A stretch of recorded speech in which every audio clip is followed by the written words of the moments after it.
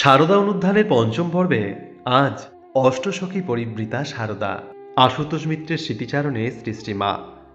পের্থম পের্থম যখন শ্বশুর ঘর করতে কামার পুকুর যাই, হালদার পুকুরে নাইতে যেতে হবে। একে নতুন বউ, তাই ছেলে মানুষ, ভয়ে জোড়োসোড়ো। কি করে লোকদের সম্মুখ দিয়ে যাব আসবো, ভয়ে ভয়ে তো বাড়ি থেকে বেরুলুম।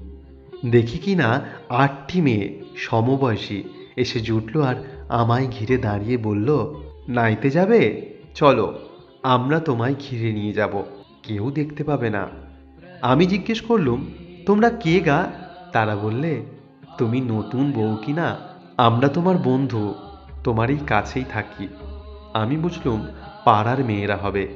তারা আমায় নিয়ে চলল, নাওয়া হয়ে গেলে আবার বাড়ি পর্যন্ত পৌঁছে দিয়ে গেল। যাবার সময় বলে গেল, আমরা রোজ তোমায় নিয়ে যাব, আবার রেখে যাব, তুমি বন্ধু কি না। সেই দিন থেকে রোজ আমায় নিয়ে যেত, আবার রেখে যেত। শ্রীমাকে জিজ্ঞেস করিলাম, ওরা কি মহামায়ারূপী আপনার অষ্টসখী? শ্রীমা বলিলেন, কি জানে বাপু, তোমার খালি ওইসব কথা। বলিলাম, আপনি ভাঙছেন না, ছাই চাপা বিড়াল কিনা। তিনি মৃদু হাসলেন। একেই বলে যোগমায়া সমাপৃতা। জয় মা।